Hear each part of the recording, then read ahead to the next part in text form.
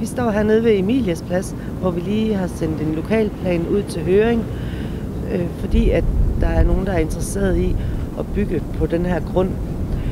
Der vil blive bygget forretningslokaler og kontorarealer og boligmuligheder. Det er vi rigtig, rigtig glade for, fordi at det bliver en mulighed for ligesom at få afsluttet det byggeprojekt, der har været hernede i området. Samtidig er vi rigtig glade for det også, fordi at det er med til at løse den problemstilling, der har været med at få forbundet Søndergade med Bilka-området.